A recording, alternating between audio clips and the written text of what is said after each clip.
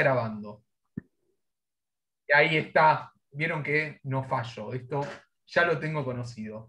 Qué placer volver a verlos y qué placer volver a encontrarlos para un encuentro tan especial, tan único y por sobre todas las cosas que disfrutamos, porque lamentablemente si hubo algo que la pandemia nos sacó fue la oportunidad de poder viajar, la oportunidad de poder recorrer esos lugares con Mario, pero al mismo tiempo nos dio la oportunidad de conocerlo a Mario y de conocer cómo Mario nos puede seguir enseñando con sus cualidades de guía educativo que tiene todos estos rinconcitos del planeta que estuvimos viendo. Antes de darle la palabra a Mario y de darle la bienvenida también, quiero contarles a todos una novedad de último momento de Comunidades Plus.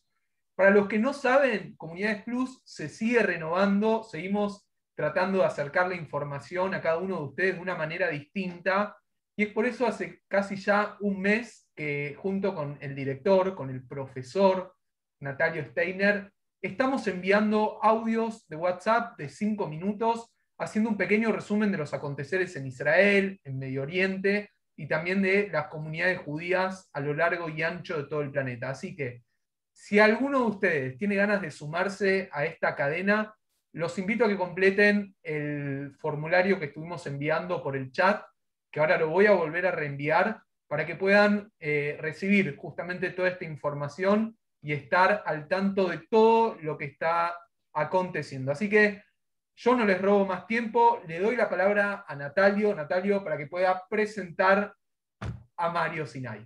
Natalio, adelante, por favor. ¿Qué tal? Buenas noches, Mario en Israel, buenas tardes acá en Argentina, en distintos lugares del mundo. Mario Sinai ya es habitué, conocido en todo el mundo de habla hispana, es uno de los principales referentes de estudio de la temática de la Shoah, una larguísima experiencia en Yad Vashem.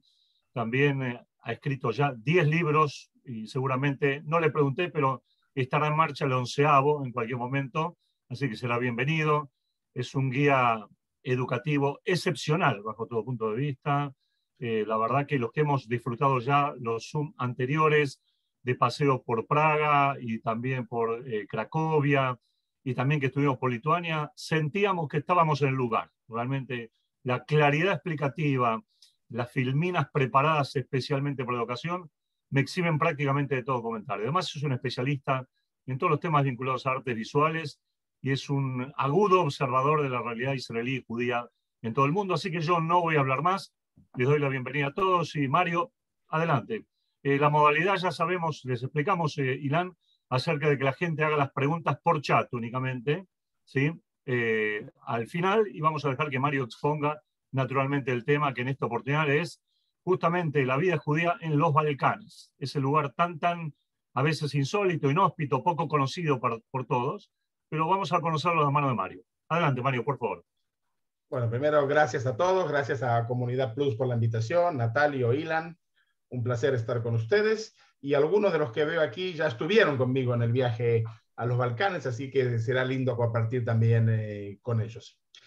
Una observación preliminar, ante todo, ¿sí? En términos generales, los latinoamericanos, y especialmente los argentinos, solemos recorrer la Europa clásica, normalmente España, por supuesto por el idioma, que nos es fácil, Francia, Italia, algunos también Alemania, Suiza, los países escandinavos, y a veces hasta incluso incluimos en nuestro itinerario clásico Grecia.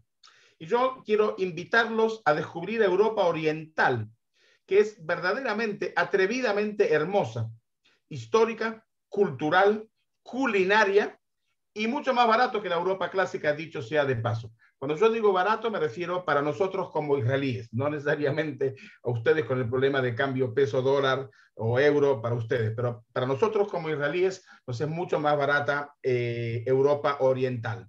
Y además verdaderamente son países hermosos, con reservas naturales, con lagos, con playas a lo largo de toda la costa y con un ambiente muy exótico.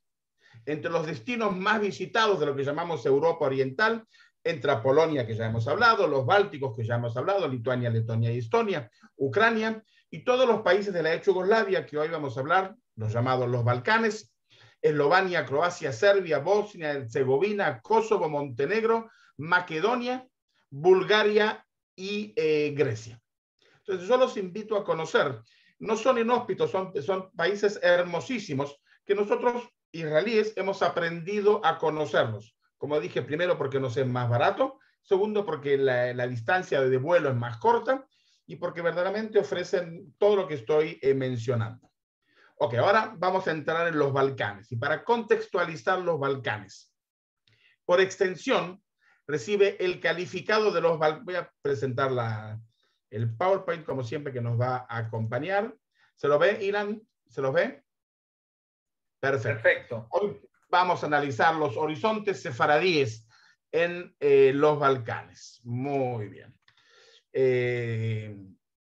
Por extensión, recibe el calificado de balcánica, la más oriental de la península mediterránea de Europa.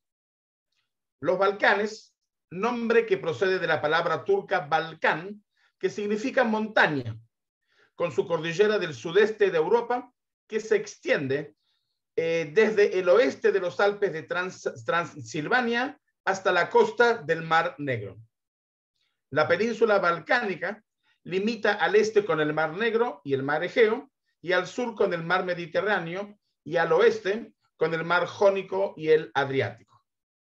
El límite septentrional está marcado por una línea de más de 1000 kilómetros que une la parte superior del Adriático al curso del río Sava y el Bajo Danubio hasta el Mar Negro.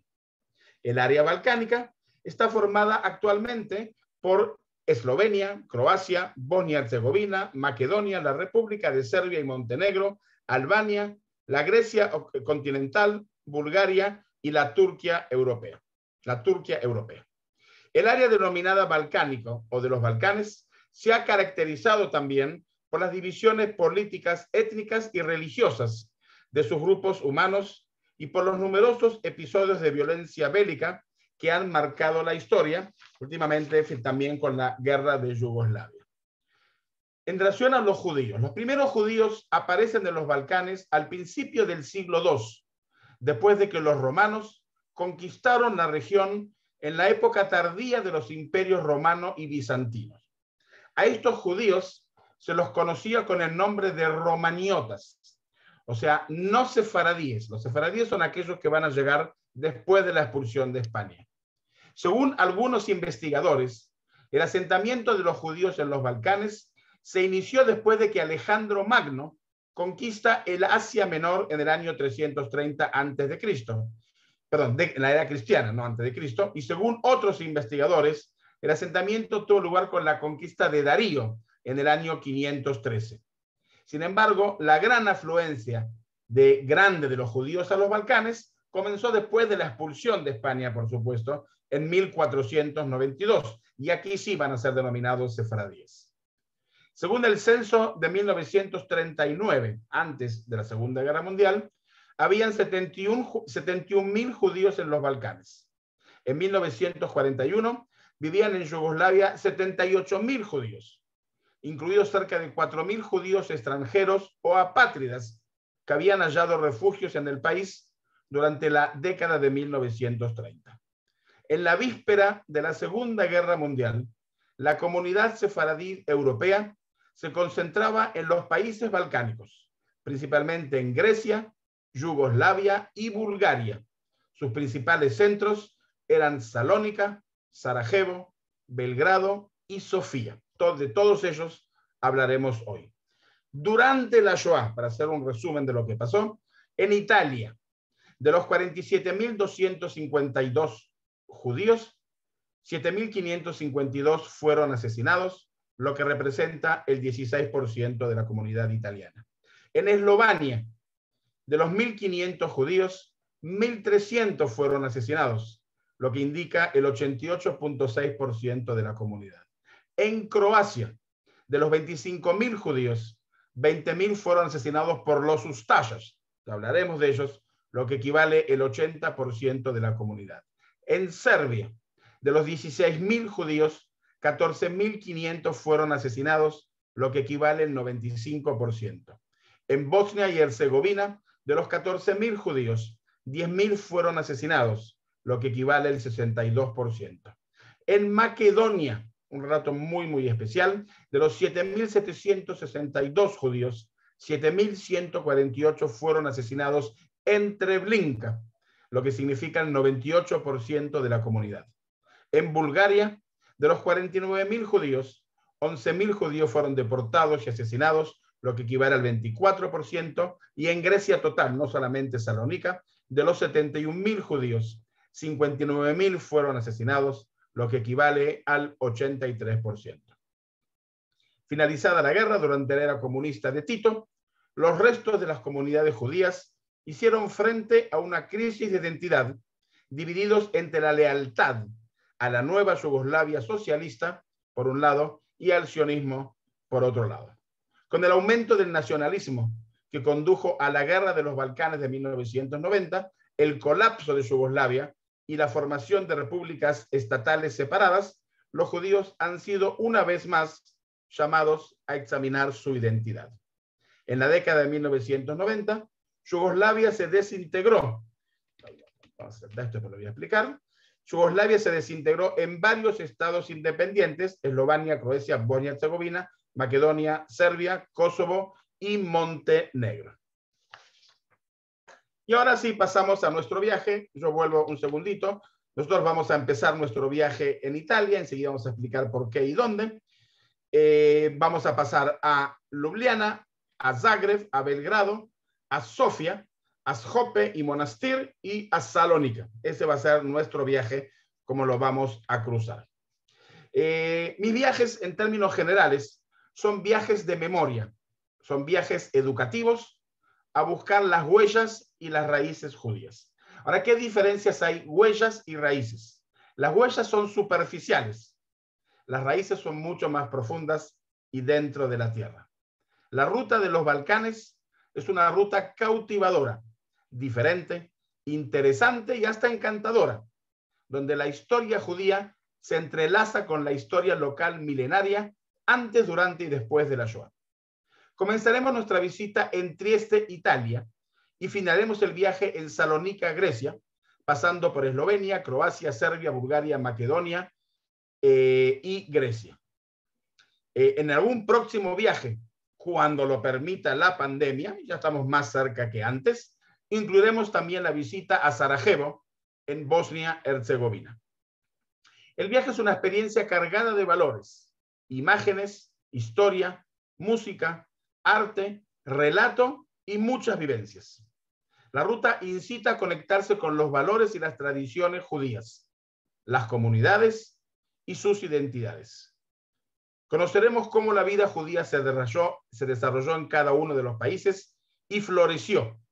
Vivenciaremos los trágicos eventos de la Shoah y finalmente veremos lo que quedó de esta cultura vibrante que en algunos lugares casi desapareció. Visitaremos comunidades casi extinguidas, guetos, campos de concentración, sinagogas y museos. Además, dialogaremos con los principales líderes y rabinos comunitarios actuales en cada una de las comunidades. El eje temático transversal en estas visitas, primero, es por supuesto los judíos sefaradíes de los Balcanes y el judeo español, o sea, el ladino, la Shoah, los partisanos judíos, mujeres judías extraordinarias, lo justo de las naciones y el desenlace histórico de la ex Yugoslavia. Y algunos asuntos logísticos que quiero que sepan. Siempre, cada uno de los días, tenemos otra visita. O sea que dormimos una noche en cada hotel y todos los días nos movemos de un lugar al otro. El tema judío siempre está primero. Siempre primero vemos la parte judía y después la parte turística. Tenemos también un día turístico en el lago Bled, en Eslovenia. Por supuesto que tenemos 2 Kabbalat Shabbat en el viaje, uno en Ljubljana y uno en Salónica. Shabbat tratemos siempre de hacerlo a pie y donde es posible comeremos en Shabbat, por supuesto, las cenas sabáticas. Entonces comenzamos nuestro viaje en Trieste. ¿Por qué? Porque Trieste, Italia, no es parte de los Balcanes. Y en realidad que hay un motivo histórico con uno de nuestros amigos, muchos de ustedes lo conocerán, el juez argentino Franco Fiumara, ese no fue el nombre, perdón, italiano de origen, que insistió en la visita a Trieste. Y cuando discutimos en el primer viaje, en el 2016, ¿por qué tenemos que ir a Trieste? Porque hay una vida judía muy importante, una sinagoga muy importante y el único campo de concentración que existió en Italia, y verdaderamente es así. Y después que revisamos las cosas, efectivamente empezamos el viaje en Trieste. Técnicamente yo lo quería empezar en Ljubljana, en Eslovenia, pero él nos convenció, por lo que acabo de decir, y aparte a mucha gente le convenía, era más fácil el vuelo directo Buenos Aires-Roma con Alitalia o cualquier otra compañía. Yo no hago propaganda al respecto. De Roma hacían su paseo por Florencia, llegaban a Venecia y nos encontrábamos todos en Trieste. Esto lo hacían cada uno a nivel personal o en familia o como quisieran. No era parte del viaje. Nosotros empezábamos el viaje en Trieste. Entonces aquí tenemos el programa de lo que hacemos la visita en Trieste, la sinagoga de Trieste, el museo judío de Trieste, el monumento a Humberto Saba, el gueto, el cementerio judío y el campo de concentración Riviera San Saba. Y después de hacer toda esta visita, la visita turística a Trieste, la Plaza de Unidad, etcétera, etcétera, etcétera. Entonces, para comenzar, Trieste es una ciudad con raíces judías profundas. El primer documento sobre la presencia judía de Trieste data del año 1236. En un acta notarial del año 1348, menciona la audiencia magna Communis ante domum Judeum, aparentemente la casa, el lugar donde los judíos tuvieron la banca. Este es el momento de mencionar que el nombre banco viene de los judíos italianos, que tenían una banca en una plaza, y en esa banca es donde venían a recibir los préstamos, y de ahí el nombre de la banca o del banco hasta el día de hoy. En 1490, el emperador Federico III obliga a los judíos de Trieste de llevar un signo distintivo. A principios del siglo XVII, una epidemia de peste estalló en Trieste y se corrió la voz de que habían sido extendidas por los judíos y por los comercios del tejido.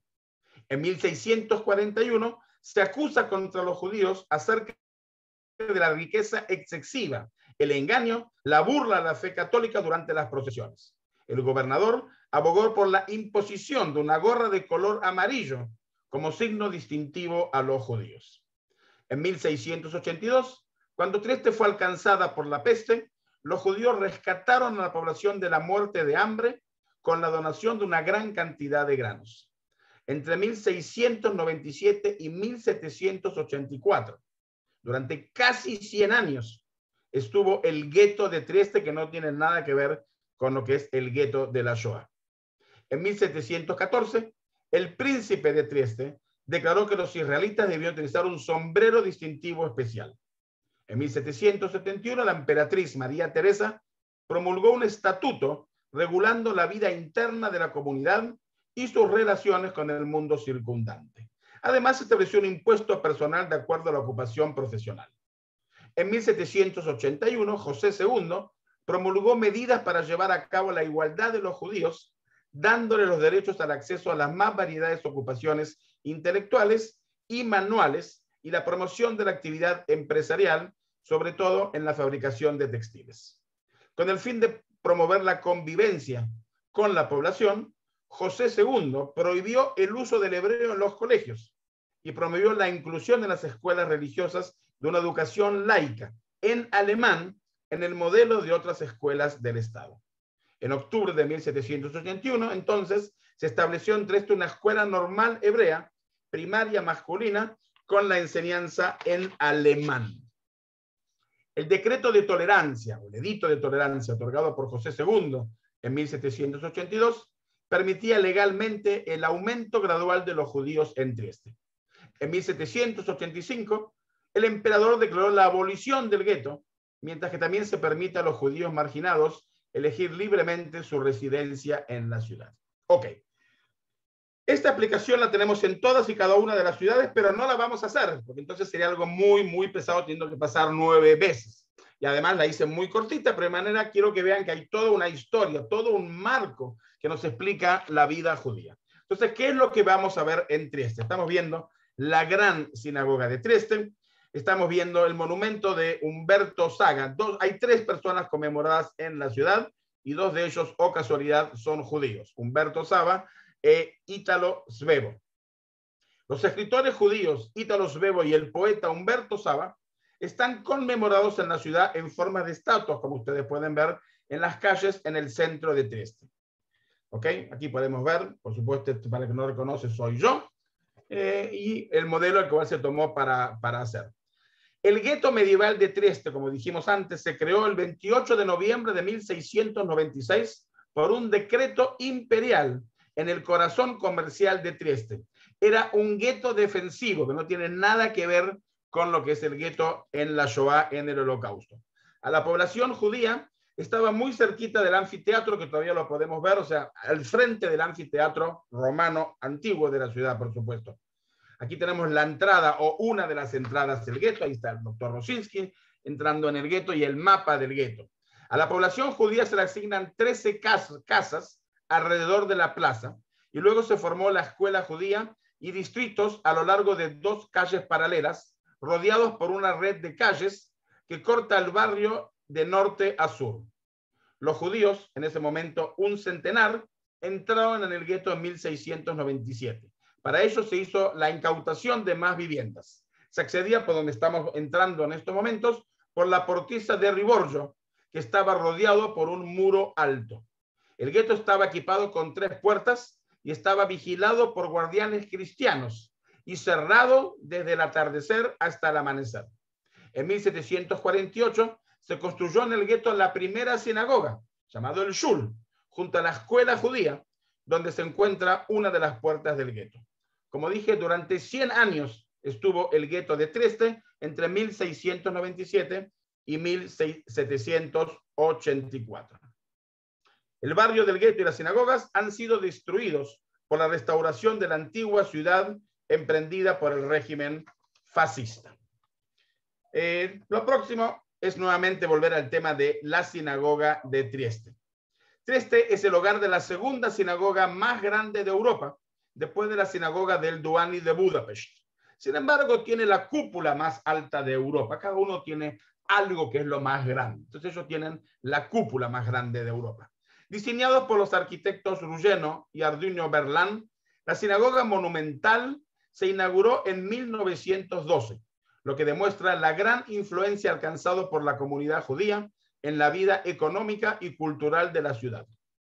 El templo se caracteriza por elementos orientales en las columnas, en los entalles y en el peculiar diseño de la ventana con la estrella de David, la que vemos acá afuera, con una estrella de David. De diferentes estilos, con una estructura original llamativa, con interiores luminosos y elegantes, terminando con 4 pilares de mármol, que aquí podemos ver, con 4 pilares de mármol que sostienen una cúpula central. El gran templo tomó el lugar del Shul, que desde mediados del siglo XVIII respondía a la necesidad religiosa de esta comunidad en crecimiento. Su dimensión y estructura claramente lo definen como una sinagoga del periodo de la emancipación judía en Italia. Toda la habitación está orientada hacia una Arona Kodesh, con una puerta de cobre, coronada por un templete de granito rosa que sostiene las tablas de la ley con 4 columnas. A su lado, como ustedes pueden ver, 2 grandes menorot, candelabros de bronce con 7 brazos, apoyados en una balastura de mármol, símbolo de la comunidad de Trieste. En el techo, colgante, elegantes, anillados decoraciones de la cúpula con motivos geométricos, los árboles y las estrellas, y en los grandes arcos, citando versos del libro de los Salmos que muestran el árbol de la vida. En 3 lados del hermoso balcón, que solía ser la Ezrat Nashim, o la Galería de las Mujeres, y que hoy en día ya no se utiliza debido a razones de seguridad y la pequeña dimensión de la comunidad actual. En esta galería, por encima de la puerta de entrada, hay un gran órgano con tubos enmarcados por la estrella de David. El suelo muestra más riqueza que en la sala central, con mosaicos circulares enmarcados con estrellas de David con colores negro, blanco, rojo y amarillo. Durante la Segunda Guerra Mundial, la sinagoga fue devastada por los escuadrones fascistas y más tarde, durante la ocupación nazi, fue utilizada como almacén de obras de arte y libros expropiados de los judíos. Las platas rituales de la comunidad fueron preservadas del botín gracias a un escondite dentro del mismo edificio.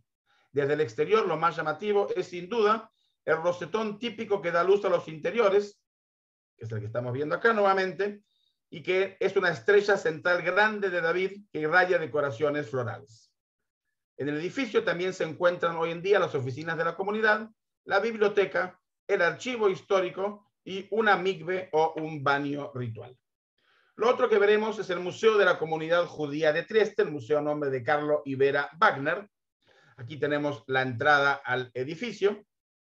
Se encuentra un edificio de importancia histórica que fue pensado originalmente como un hospital judío, que se utilizó como una escuela primaria y más tarde como un refugio para los refugiados judíos que huían de los nazis, así como un oratorio, una sinagoga ashkenazí polaca. Al lado también está el colegio judío de Trieste, con esta inscripción, y también está el cementerio judío. En 1446, Mijael Salomón Nuremberg compró para su familia y para el resto de sus compañeros y sus sucesores un viñedo para hacer el cementerio. En 1548, en los registros del administrador general del municipio de Trieste, se menciona la tierra utilizada para el uso del cementerio. Nosotros visitamos este cementerio, que tiene una placa conmemorativa a los judíos italianos durante la Shoah, principalmente porque teníamos la familia Friedman, que tenía un familiar enterrado en el lugar y que después de mucho trabajo y con la ayuda del guardián del cementerio y una foto que ellos habían traído, pudimos localizar la tumba y decir un estremecedor Kadish en la tumba de la familia. Esto después voy a volver. Y lo próximo que tenemos es el campo de la Rosería de San Saba, el único campo de concentración nazi ubicado en Italia. Aquí tenemos la entrada a lo que hoy es el museo del campo de concentración. Aquí tenemos al mapa. Notan en violeta que tenía incluso un crematorio, a pesar de que no es un campo de exterminio. Así se ve hoy el cuadrado que vemos aquí en este lugar, es donde estaba originalmente el crematorio, y por aquí donde estaba la chimenea. Y estas eran las celdas. Y nos queda entonces la comunidad judía de Trieste en la Shoah. La comunidad judía italiana, una de las más antiguas de Europa, ascendía aproximadamente a 50.000 personas. Al estallar la Segunda Guerra Mundial vivían 47.252 judíos en la Italia fascista. La tragedia se adelantó a los 7.000 judíos que vivían en Trieste en septiembre de 1938. Aquí estamos viendo la foto, cuando Mussolini anuncia las leyes raciales en Trieste.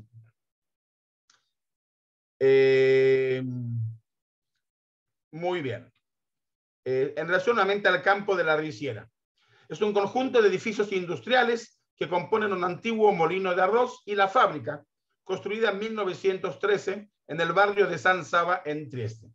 Fue utilizado como un campo de tránsito para los deportados con destino a Alemania y Polonia, para el almacenamiento de los bienes decomisados y para el internamiento y la ejecución de rehenes partisanos italianos, presos políticos y también judíos. Se estima que pasaron 20.000 personas por él y 5.000 de ellos fueron asesinados, incluyendo judíos y partisanos italianos. En 1944, como mencioné, fue equipado con un crematorio. Se estima que 2.000 partisanos judíos lucharon en grupos partisanos italianos. Y sobre esto, también para ser un poquito más personal y darle nombres y apellidos, voy a mencionar a 4 a lo largo de nuestra charla.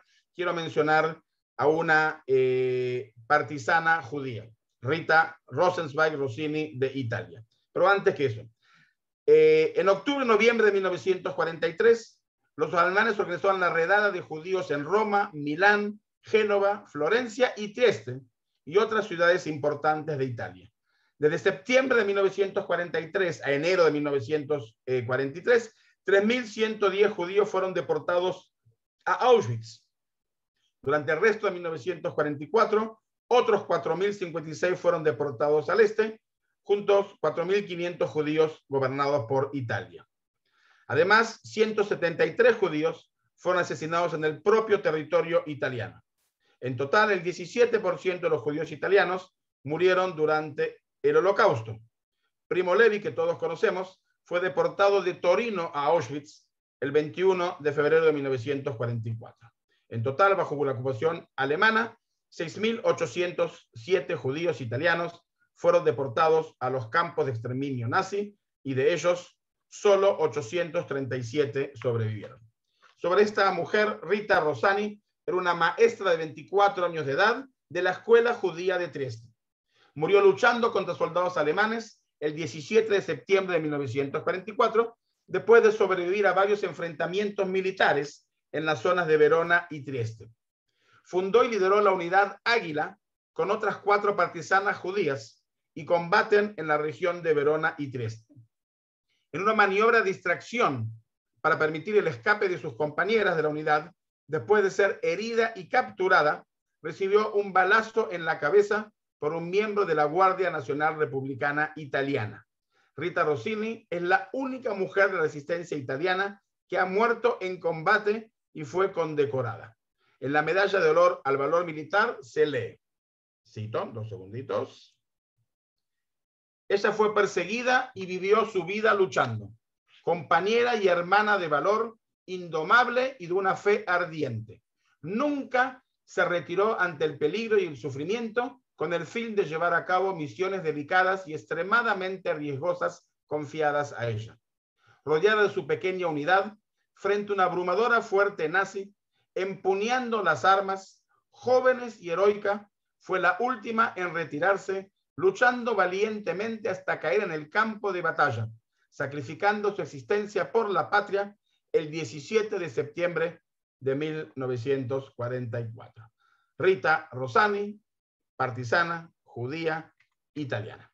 También están todos estos monumentos que lo conocemos en todos los países hoy, en los Balcanes. Esto que empezó en Alemania, hoy está en todos los lugares y podemos verlo. Un poquito en la parte turística que mencioné antes. Acá tenemos la Plaza de la Unidad, la gran Plaza Unidad. Nuestro hotel estaba exactamente en este edificio, o sea, en la mitad de la plaza, muy bien ubicados. Los canales de Trieste, que no son los canales de Venecia, ¿ok? Hay 2 de estos nada más. Estamos viendo uno y uno paralelo, pero verdaderamente es muy bonito. Y ahora sí entramos en los Balcanes y comenzaremos en Ljubljana. Lo que vamos a ver en Ljubljana es la Židovska ulica, la calle judía, y la Židovska cesta, la ruta judía, una callecita chiquitita, la sinagoga y el centro cultural. Después de eso, toda la parte turística, el castillo, el centro histórico, la Plaza del Congreso, la ópera, el puente triple, el puente de los dragones. Siempre hacemos primero la parte judía, ¿ok? Una vista del castillo y de Ljubljana para que vean qué hermosa que es. Y para mí lo más importante era la visita al centro cultural de Ljubljana, ¿ok? La Židovska ulica, la calle judía, y la Židovska cesta, la ruta judía, son 2 calles estrellas. Vamos a enseguida a ver, aquí la estamos viendo una y aquí estamos viendo la otra, ¿ok? Son 2 calles judías estrechas en el centro de la pintoresca ciudad que marcan la ubicación del barrio judío medieval de Ljubljana. Con el edificio de la Židovska Street 4 se cree que se encuentra el sitio donde estaba la sinagoga medieval. El barrio judío medieval tenía alrededor de 30 casas y estas eran propensos a haber sido estructura de 2 pisos con su principal planta construida de madera. A partir de eso se puede estimar que la población judía medieval de la ciudad alcanzó un máximo de 300 judíos. La entrada al barrio judío fue probablemente el sitio de la actual Plaza de la Juventud. El enclave estaba al otro lado de la calle, en un puente que al primero cruzar el río Sava de Ljubljana central. En la época medieval, el río no tenía un terreplán. El nivel más bajo de las casas era, por lo tanto, un piso por debajo de su posición actual. Las 2 calles reúnen una interacción en el centro de lo que hoy es uno de los pintorescos y de las más zonas céntricas de Ljubljana, junto al lado del río, donde hay muchas tiendas y cafés.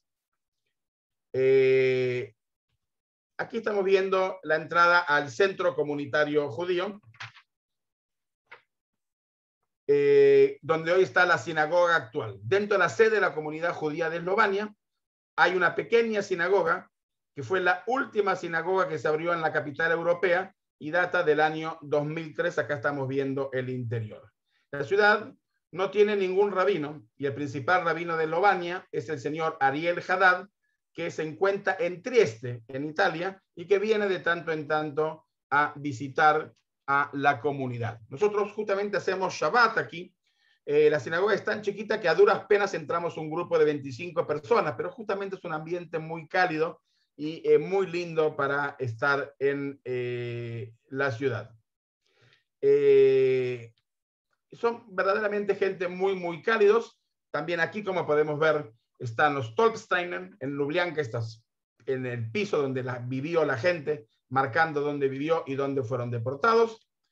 Y hay un monumento de la Shoah marcando todos los judíos de Lublianka. Dijimos que de los 1500, 1300 fueron asesinados. Y les aconsejo este libro, Las 900 mujeres de Auschwitz, las historias de las jóvenes judías eslovenias, que fueron las primeras en llegar a Auschwitz. Como les dije, también hay un cementerio judío digno de visitar.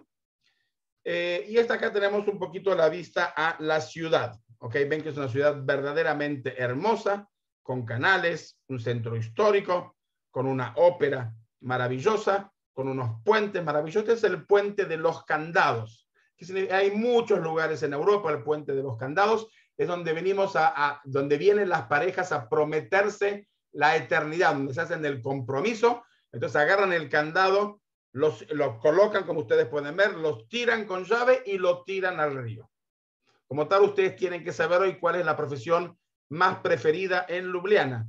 Ser buceador para sacar la llave y volver a abrir los candados de todas esas parejas que después deciden abrir sus matrimonios. Pero aquí tenemos una vista muy hermosa. El famoso Puente de los Dragones. Este fue el grupo, el último viaje que hicimos en el 2019. El de la izquierda, el bonito, ese soy yo, para el que no me reconoce. Un grupo, creo que la mayoría es de Córdoba. Ahí está Blanca, que la veo en el grupo. ¿Quién más viene? El grupo, había varias personas de este grupo que están escuchando la charla. Y después tenemos un día, que es domingo, un día turístico en el lago Bled. ¿Okay? El lago Bled, como ustedes pueden, estas fotos son fotos tomadas por mí y así tal cual ustedes lo ven, así se ven el paraíso en el corazón de Eslovenia. Aquí está mi señora con Adriana, la directora del grupo, en el lago Bled. El lago Bled, que verdaderamente así se lo ve. Un día turístico, es un lugar donde, además de todo también, ahí hemos caído justo cuando estaban también en la época de los festivales musicales. Y aquí vamos a pasar ahora entonces a Croacia y la visita a la capital Zagreb. Primero, en Croacia hay muchísimas sinagogas, no solamente en Zagreb. Justamente en Zagreb, enseguida vamos a ver que no hay. Está la sinagoga de Maribor, está la sinagoga de Dubrovnik, está la sinagoga de Opatia, y la podemos ver. Está la sinagoga, está también la de Opatia, está la sinagoga de Split, que estuve personalmente con mi familia festejando nuestro 35 aniversario de casado con mi señora. La sinagoga de Osijek, que la podemos ver aquí, como se ve hoy en día. Y vamos a llegar a Zagreb. Aquí sí, una de las visitas más importantes que tenemos en Zagreb va a comenzar con el cementerio de Mirohov, que es algo impresionante que se les voy a mostrar. El tema de la sinagoga, que enseguida vamos a ver. Y a la tarde viajamos a 30 kilómetros de la ciudad para ver un campo de concentración de niños, una cosa única que los Ustasas hicieron en Jastrzębie, y el monumento a los niños en el cementerio. Esta es la entrada principal al cementerio. Se considera el cementerio más magistral en toda Europa. Verdaderamente es algo increíble de ver. Dentro de él hay una parte judía. Un gran monumento de tumba judía se puede encontrar en el hermoso cementerio de Mirohov, un modelo quizás de convivencia y de tolerancia. Fíjense las placas en las paredes, verdaderamente monumentales. Fíjense las descripciones en hebreo, en idioma local, familia Schwartz, familia Stern, familia Segen, las lápidas, todo verdaderamente trabajado. Y hay un monumento muy importante a el Holocausto, que vemos ahí, además de la escritura, a Moisés con las tablas de la ley. Y si nos acercamos y miramos los detalles, el sexto mandamiento, no robarás, y el octavo mandamiento, no matarás, quizás cuenta la historia de los judíos en Yugoslavia, que también fueron asesinados y también expoliados. Esta era la gran sinagoga en Zagreb, que quedaba en el mismo centro de la ciudad, frente a la catedral de Zagreb, a una cuadra de la catedral de Zagreb. Y lo que yo hago con el grupo, los que estuvieron lo saben, los vamos caminando, entramos a un estacionamiento de coches y les pregunto si ven la sinagoga, y cuando se dan vuelta vemos una placa, que es esta que está aquí, que es todo lo que queda de lo que fue la sinagoga o la gran sinagoga de Zagreb.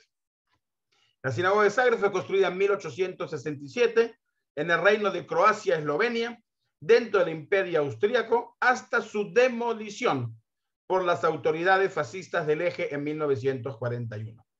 La sinagoga fue consagrada oficialmente el 27 de septiembre de 1867, en presencia de los representantes de la ciudad y las autoridades regionales y las figuras públicas de Zagreb y muchos ciudadanos. La sinagoga, como ustedes pueden ver, es de estilo morisco. Fue uno de los más destacados edificios públicos de la ciudad, así como uno de los ejemplos más estimados de la arquitectura de las sinagogas en la región. Aquí vemos el interior de la sinagoga. Desde la década de 1980 se han hecho planes para reconstruir la sinagoga en su ubicación original, pero debido a circunstancias políticas no se avanzó hasta el día de hoy. La sinagoga ocupaba la mayor parte de la calle, mirando hacia el oeste y alejándose de las regulaciones de la línea de la calle, de acuerdo con las reglas de entonces, que todavía forzadas en Austria-Hungría, donde los lugares de culto no católicos no podían tener una entrada pública desde la calle. En octubre de 1941, el alcalde antisemita de Zagreb, Ivan Werner, emitió un decreto ordenando la demolición de la sinagoga. La demolición comenzó el 10 de octubre de 1941, procediendo lentamente para no dañar los edificios adyacentes, y se terminó en abril de 1942. O sea, 4 meses tomó demolir la sinagoga. Todos los procesos fueron fotografiados con fines de propaganda, y las fotografías se mostraban en público en una exposición antisemita celebrada en Zagreb, que también se mostró después en Dubrovnik, en Karlovac, en Sarajevo, en Bukomir, en Zemun, como una ilustración de la solución de la cuestión judía de Croacia. 8 valiosos rollos de la Torá de la sinagoga se salvaron debido a una intervención de Leonardo Gribiek, un empresario industrial y ministro en el gobierno Ustasha. Poco después de la destrucción de la sinagoga, el arzobispo católico de Zagreb, Alioso Stefan, pronunció una homilía en el que dijo: una casa de Dios de cualquier fe es una casa santa, y el que daña pagará con su vida en este mundo, y en el próximo será castigado. Aquí tenemos lo que queda hoy. Es una placa en la pared de tamaño de 40 por 50, donde marca. Esta es la entrada de los nazis a Croacia.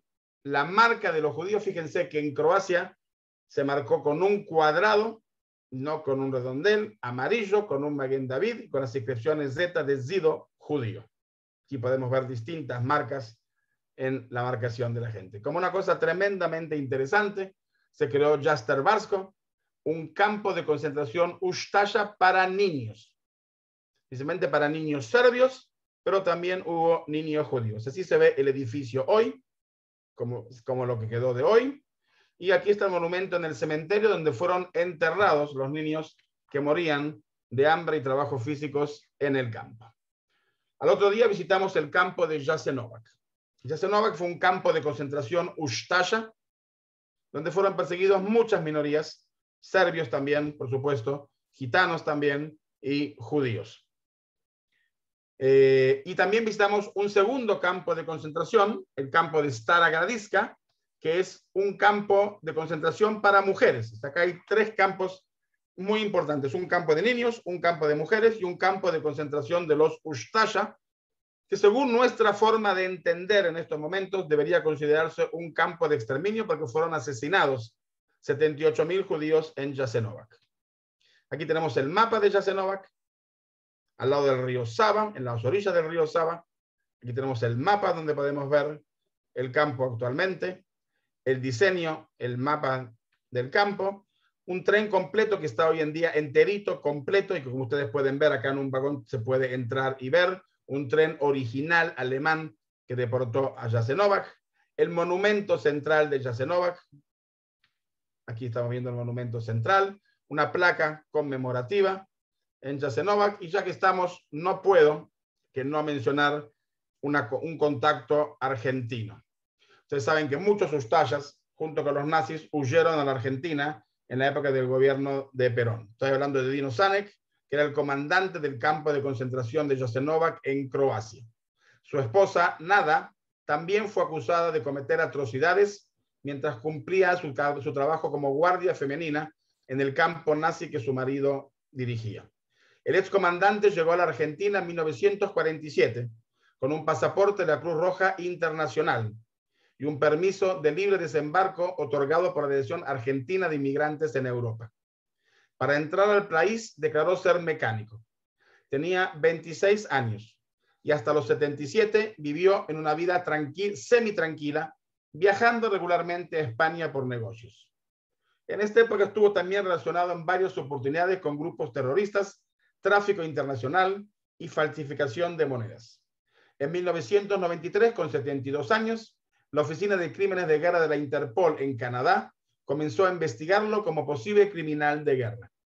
Y finalmente, en 1998, fue extraditado junto a su esposa a Croacia por cometer delitos contra la humanidad durante la Segunda Guerra Mundial, condenado por un tribunal croata a 20 años de prisión.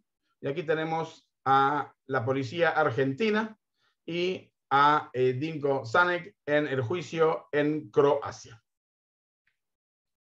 Este es el campo de mujeres, Stara Gradiška, una foto original del campo. Así lo encontramos nosotros, abandonado cuando lo visitamos. Y también quiero mencionar que en Zagreb se festeja todos los años un festival de tolerancia, un festival judío.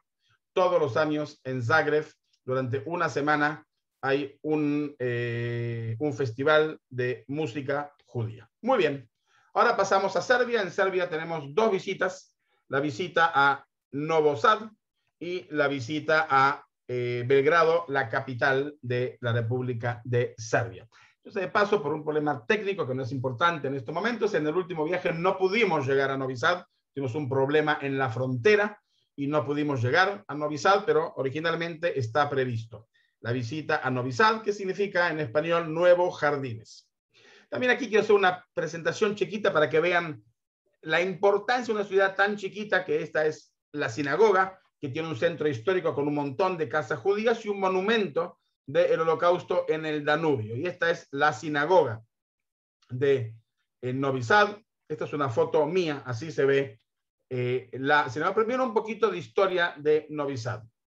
En el periodo entre guerras. Entre las 2 guerras mundiales, la vida comunitaria fue intensa y diversificada. Había una escuela judía, un hogar para ancianos, un moderno centro comunitario, actividades sionistas generalizadas y periódicos judíos. La Asociación Nacional Judía fue fundada en marzo de 1919 como una expresión del sionismo local. La asociación inmediatamente fundó un club sionista y comenzó a difundir propaganda a favor de la idea nacionalista. Además, publicó un periódico semanal en la lengua alemana.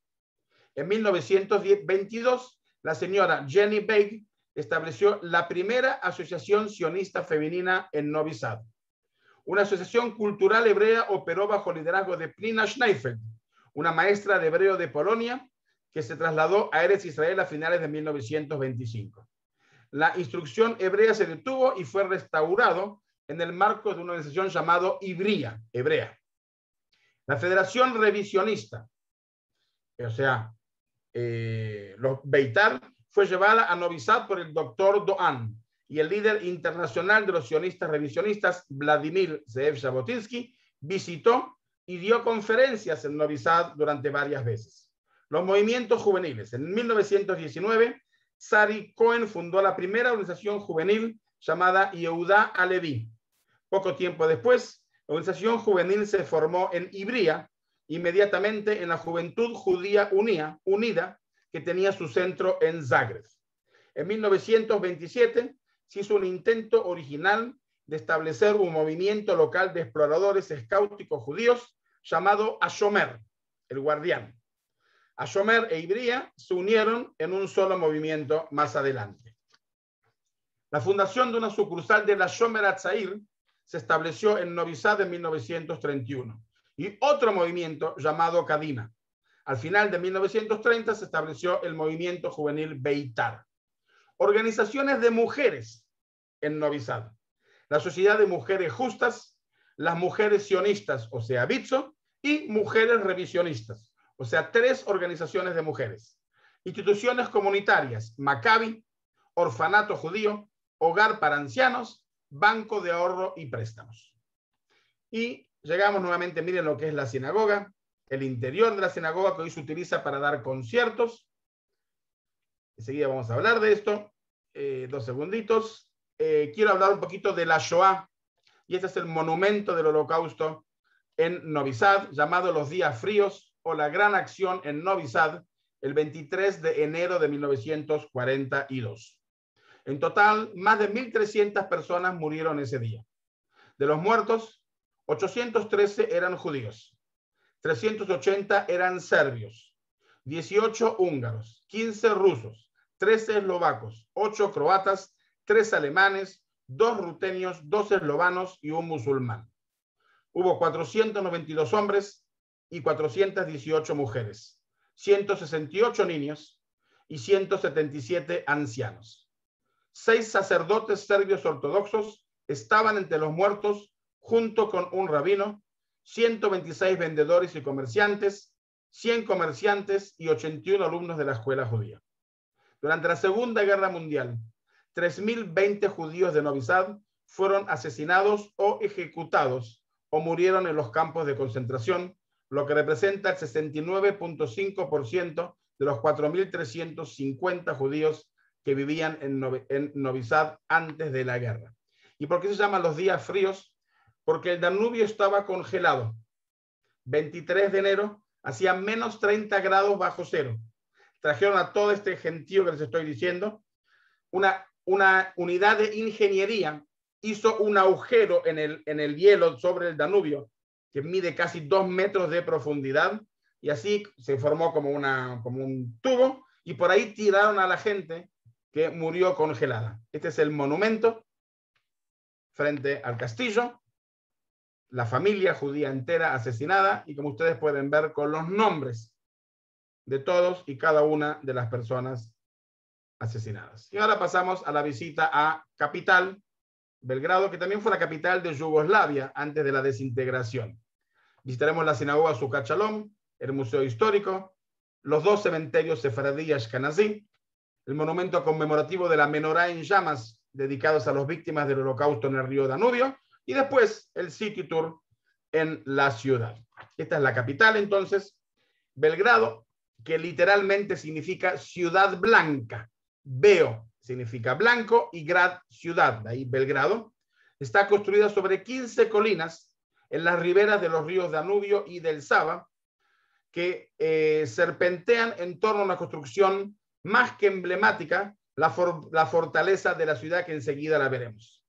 Siempre ha sido el centro de comunicación más importante de los Balcanes, aunque también objeto bélico, dada su situación en los confines de los imperios otomanos y austrohúngaros. Belgrado, la capital de Serbia, lleva el sobrenombre de la Barcelona del Este por su animada vida nocturna, y es que la ciudad adquiere una dimensión completamente diferente por la noche, cuando la iluminación realza los monumentos y los habitantes de Belgrado salen a las calles.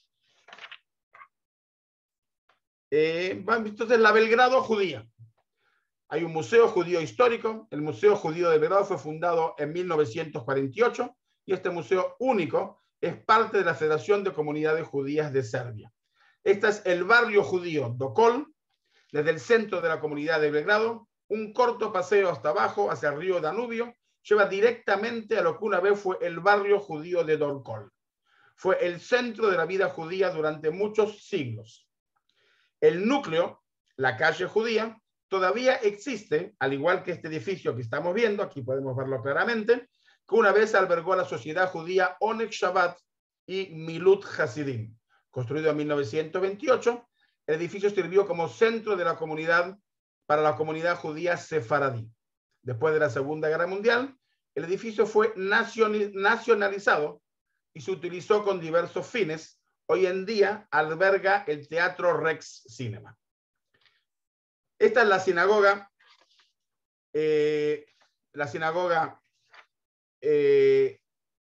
Sukkot Shalom, un edificio imponente, como ustedes pueden ver. Sukkot Shalom, el interior de la sinagoga. A unos 15 minutos al pie del centro de la ciudad se encuentra la sinagoga de la comunidad del Belgrano, única que funciona en la actualidad. Conocida como Sukkot Shalom, esta imponente sinagoga, con su diseño neoclásico tardío, fue construido en 1926 para la comunidad ashkenazí. Según los planes oficiales del edificio, albergaba una sinagoga, una mikve, una escuela, oficinas y apartamentos de la comunidad para los empleados de la comunidad. Había una sinagoga más antigua ashkenazí en las proximidades de la actual desde el siglo XIX, pero fue demolida para dar paso a los nuevos desarrollos urbanos. La sinagoga fue violada por los nazis, quienes las convirtieron en un burdel. Hoy, sin embargo, sirve a la mayoría sefaradí de la pequeña comunidad judía que queda en la ciudad tras el Holocausto. Hay servicios regulares religiosos en las noches de los viernes y los días festivos judíos. El rabino de la sinagoga es el rabino jefe de Serbia, Isaac Asiel.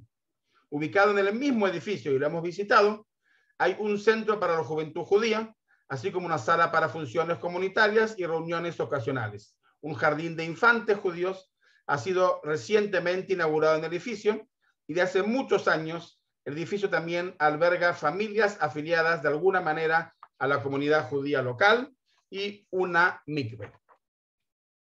La sinagoga Beit Israel, la sinagoga sefaradí de Belgrado, fue destruida por un incendio en la Segunda Guerra Mundial. Una estructura de estilo árabe con dos torres pequeñas y decoraciones exteriores de rayas. Fue diseñada por Milan Kapeternovic y construida en 1908. El rey Pedro I de Serbia puso la primera piedra fundamental, lo que demuestra la importancia y la buena situación de la comunidad judía en ese momento. Hoy en día la Galería Fresco, una filial del Museo Nacional del Belgrano, se encuentra en el sitio y lleva una placa conmemorativa de la ciudad. Además, hay dos cementerios. Los dos cementerios judíos de Belgrado se encuentran uno frente al otro, cerca del cementerio municipal de la ciudad. El cementerio sefaradí, que es el que estamos viendo, es el mayor de los dos. Está bien mantenido y tiene muchas tumbas finas, algunas de las cuales muestran fotos de los fallecidos. Lápidas llevan inscripciones en varios idiomas, en serbio, en alemán, en hebreo, en ladino y en húngaro, y testimonios de la diversidad de la comunidad judía de Serbia. El cementerio contiene dos monumentos del Holocausto impresionantes. El primer monumento es una menorá, este que estamos viendo acá, con las dos tablas de piedra construidas en 1952. El cementerio también es el hogar de un impresionante monumento dedicado a los soldados judíos que murieron en la guerra de los Balcanes entre 1912 y 1913 durante la Primera Guerra Mundial. También hay una gnizá, entierro de libros sagrados, marcado con una lápida distintiva en un lugar prominente en el cementerio y restaurada a través de los esfuerzos del rabino de la comunidad y su esposa. El cementerio Ashkenazí, del otro lado de la calle, es mucho más pequeño, con cerca de 200 lápidas. Se mantiene mínimamente y no está en tan buen estado. Durante la Segunda Guerra Mundial, de los 12.000 judíos que vivían en Belgrado, el 80% de los judíos fueron asesinados. En Serbia, los ocupantes alemanes establecieron campos de concentración y políticas de exterminio con la ayuda del gobierno títere local. La sinagoga, como mencioné, fue violada por los nazis y convertida en un burdel. De los 16.000 judíos en Serbia, la policía y los servicios secretos aproximadamente asesinaron a 14.500. Solo 1.115 sobrevivieron el holocausto. El 95% de la población judía de Serbia fue exterminada durante la Shoah. Este es el monumento sobre el Danubio de la Shoah en el barrio judío. Aquí podemos ver mejor el monumento. Recuérdenlo porque vamos a ver uno muy similar en Salónica. Implica que fue hecho por el mismo, por la misma persona. Y es una foto. Aquí tenemos a Víctor Jales con su esposa y tenemos a otra gente en el viaje. Muy bien.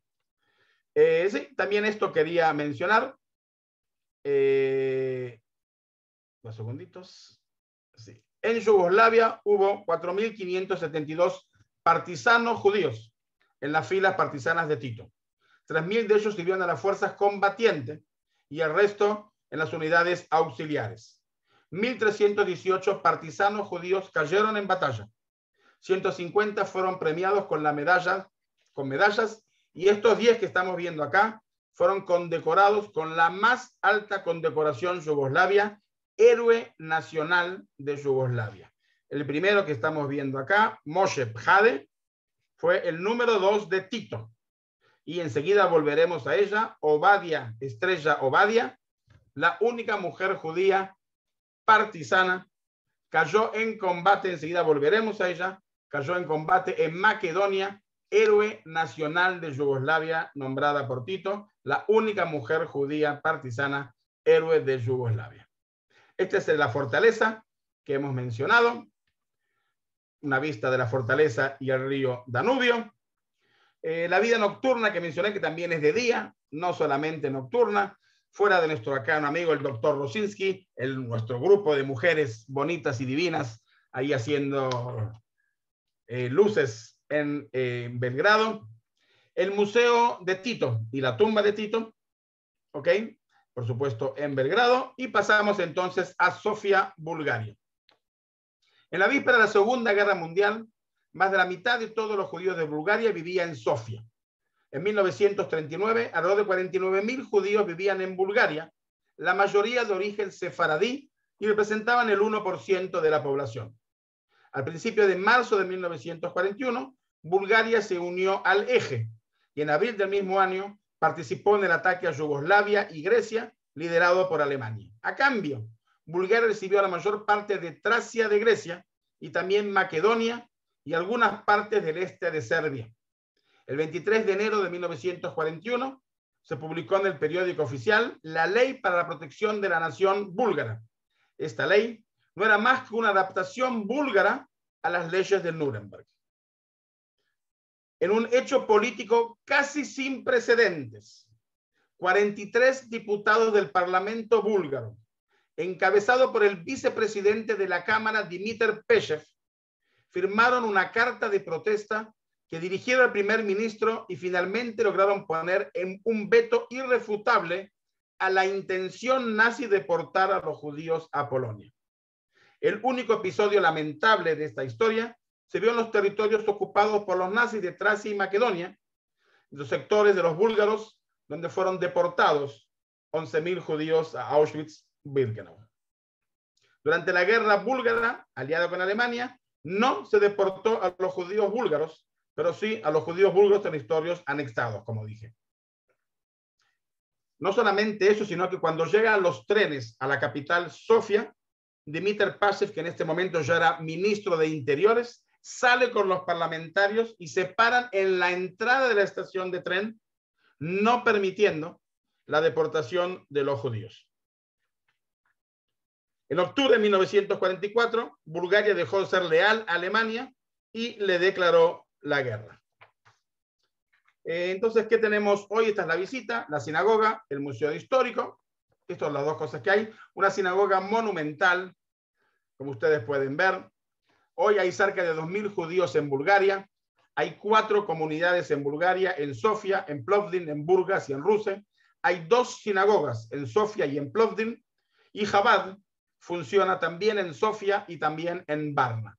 La comunidad judía de Sofía en la actualidad mantiene una sinagoga, que la estamos viendo. Miren qué impresionante el edificio, con una mikve y un museo judío. La organización judía búlgara Shalom tiene su sede en Sofía y organiza eventos judíos. En el 2006, un centro de la comunidad Beit Shalom abrió en la calle de la sinagoga. La instalación ocupa 3 pisos del edificio e incluye un gimnasio, una zona de juegos infantiles y una cafetería. La educación judía en Sofía, un colegio primario mixto, donde hay alumnos judíos y no judíos, con 60 alumnos y un jardín de infantes. Además, hay un programa cuatrianual de estudios judaicos los días domingo. En Sofía funcionan 2 movimientos juveniles hoy en día, Ashomer Atzair y uno local. Además, hay una casa para la tercera edad, financiado por la Joint. La sinagoga central, miren el interior, qué importante que es. Es un hito arquitectónico y urbano prominente en el centro de Sofía, con una sala central de rezos octagonal. Fue construida en lugar de la antigua sinagoga Ahava Behesed, amor y bondad. Diseñado por el arquitecto austríaco Friedrich Wenager, la gran estructura abovedada fue terminada en 1909. La familia del rey Ferdinand y la reina Eleonora asistieron a la inauguración de la sinagoga. Es la mayor sinagoga sefaradí de los Balcanes y una de las mayores sinagogas sefaradíes en Europa. La arquitectura ecléctica es característica del periodo, combinados varios estilos históricos, especialmente bizantina y morisca, los cuales en otros entornos se habían utilizado en las arquitecturas de las sinagogas del siglo XIX. La fachada está ricamente decorada con elementos arquitectónicos, adornos de yeso y esculturas de piedra.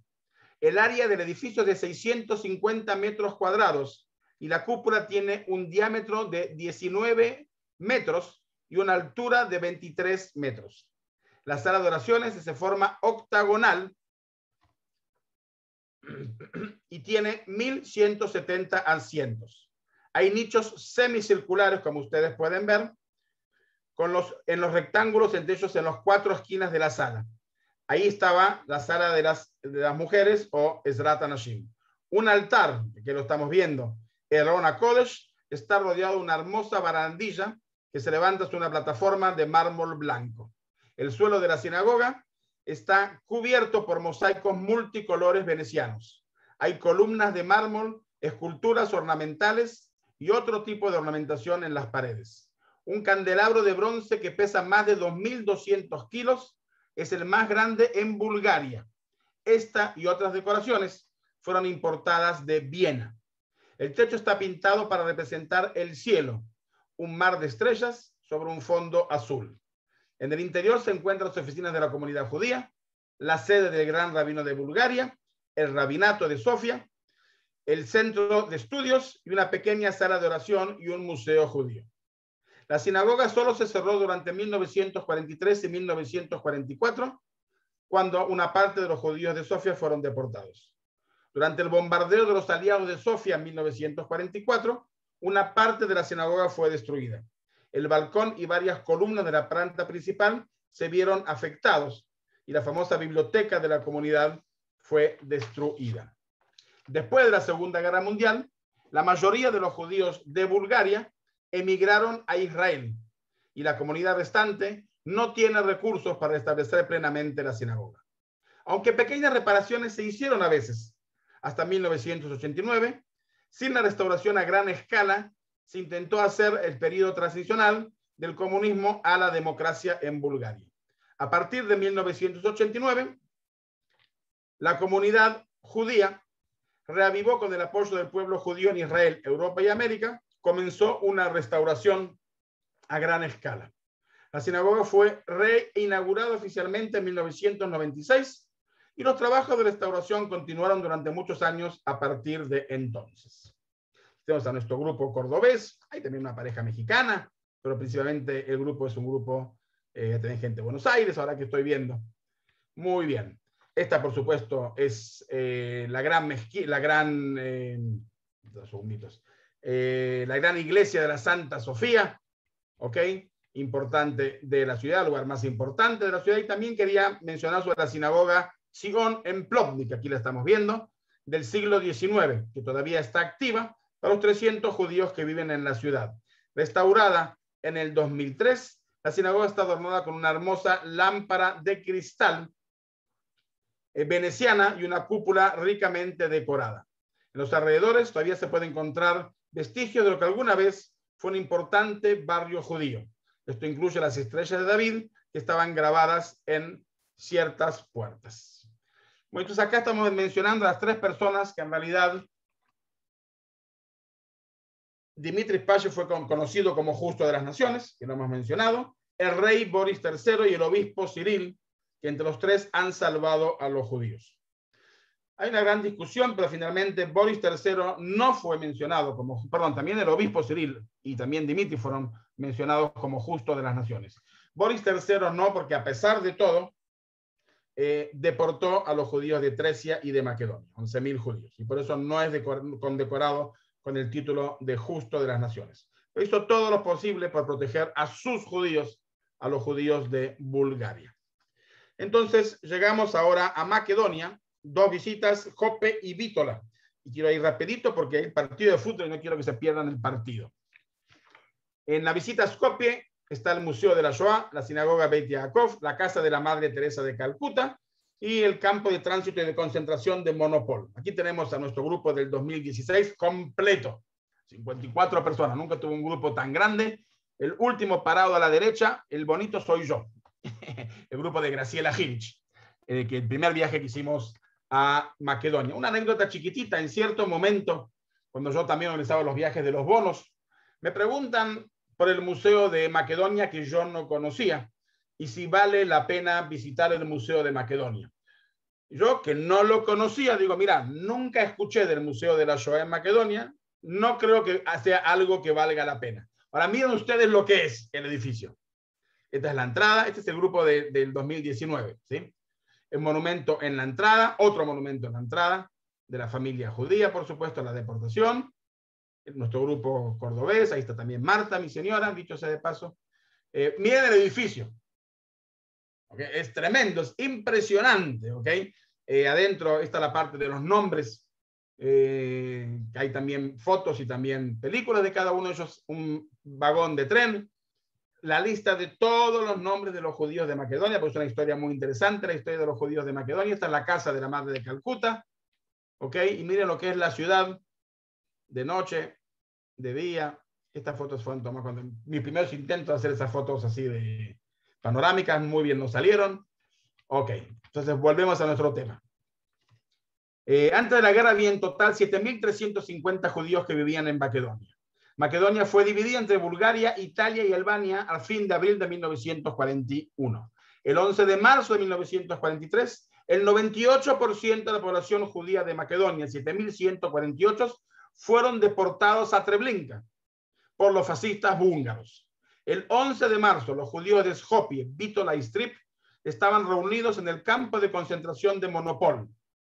A partir de ahí, fueron deportados en 3 transportes, el 22, el 25 y el 29 de marzo, a Treblinka. Ni uno de ellos regresó con vida. El 98% de la población judía de Macedonia fue exterminada en Treblinka. Durante la Segunda Guerra Mundial, 7.148 judíos, es decir, el 98% de la comunidad judía de Macedonia pereció. Un sobreviviente que se había escapado antes y llegó a los Estados Unidos, Shlomo Alboer, escribe: una antigua ciudad judía sin judíos. Los fuegos de Treblinka los consumieron a todos. Muy bien, entonces pasamos esto que ya lo vimos. Muy bien, y llegamos a la ciudad de Vítola o Monastir. Vemos el cementerio judío desde el año 1497 hasta el año 1929 funcionó. Increíble, 500 años. Un cementerio de 500 años. ¿Ok? Acá tenemos la entrada principal.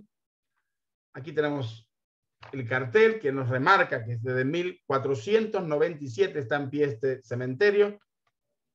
La reconstrucción que hoy se está haciendo, la valla que tiene el cementerio, algunas de las lápidas ven que están en hebreo y en griego. Aquí así se ve, acá también en la colina todas las lápidas, así se ve el cementerio. Y esta que ya la mencioné, ahora sí quiero volverla a mencionar, Estrella Obadia, héroe de Yugoslavia. Aquí la tenemos a ella en persona. Puedo hablar también de todas estas, una coronel en los partisanos, Amila Kodonovos, está también Adela Faraji y a Estrella Laví. Sobre cada una de ellas puedo hablar, pero vamos a hablar solamente en este momento sobre Estrella Obadia, porque reconocida como héroe de Yugoslavia. Estrella Obadia se unió a los partisanos en 1943 y se desempeñó como comisario político en un batallón de la Brigada de Macedonia. Muerta en los combates en 1944 y 9 años más tarde se convirtió en la única mujer judía declarada héroe nacional de Yugoslavia, la designación más alta por su valentía durante la guerra en Yugoslavia.